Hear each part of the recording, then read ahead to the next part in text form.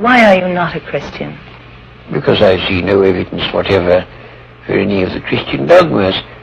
I've examined all the stock arguments in favor of the existence of God, and none of them seem to me to be logically valid. Do you think there's a practical reason for having a religious belief for many people? Well, there can't be a practical reason for believing what isn't true. That's quite, at least I rule it out as impossible. Either the thing is true or it isn't. If it is true, you should believe it, and if it isn't, you shouldn't. And if you can't find out whether it's true or whether it isn't, you should suspend judgment. But you can't, it seems to me, a fundamental dishonesty and a fundamental treachery to intellectual integrity to hold a belief because you think it's useful and not because you think it's true.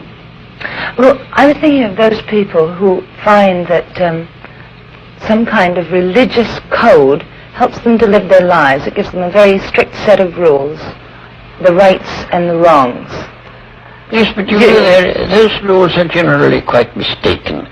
A great many of them do more harm than good, and they would probably be able to find a rational morality that they could live by if they dropped this irrational, traditional, taboo morality that comes down from savage ages. But are we, perhaps the ordinary person, perhaps isn't strong enough to find this own personal ethic? They have to have something imposed upon them from outside. Oh, I don't think that's true. And what is imposed on you from outside is of no value, whatever. Doesn't count. Well, you were brought up, of course, as a Christian. When did you first decide that you did not want to remain a believer in the Christian ethic? I never decided that I didn't want to remain a believer. I decided between the ages of 15 and 18, I spent almost all my spare time thinking about Christian dogmas and trying to find out whether there was any reason to believe them. And by the time I was 18, I discarded the last of them. Do you think that that gave you an extra strength in your life? Oh, I don't know. No, I shouldn't have said so. Neither extra strength nor the opposite. I mean, I was just engaged in the pursuit of knowledge. As you approach the end of life, do you have any fear of some kind of afterlife, or do you feel that that is just an impossibility? No, I think that's nonsense.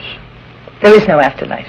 None whatever. Do you have any fear of something that is common amongst atheists and agnostics who have been atheists or agnostics all their lives, who are converted just before they die to a form of religion?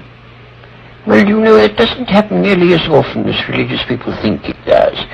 Because religious people, most of them, think that it's a virtuous act to tell lies about the deathbeds of agnostics and such. As a matter of fact, it doesn't happen very often. One last question. Suppose, Lord Russell, this film were to be looked at by our descendants, like a Dead Sea Scroll in 1,000 years' time. What would you think it's worth telling that generation about the life you've lived and the lessons you've learned from it? I should like to say two things. One intellectual and one moral. The intellectual thing I should want to say to them is this. When you are studying any matter or considering any philosophy, ask yourself only what are the facts and what is the truth that the facts bear out.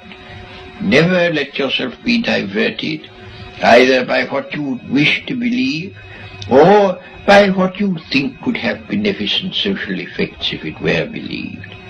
But look only and solely at what are the facts. That is the intellectual thing that I should wish to say. The moral thing I should wish to say to them is very simple. I should say, love is wise, hatred is foolish. In this world, which is getting more and more closely interconnected, we have to learn to tolerate each other. We have to learn to put up with the fact that some people say things that we don't like. We can only live together in that way. And if we are to live together and not die together, we must learn a kind of charity and a kind of tolerance, which is absolutely vital to the continuation of human life on this planet.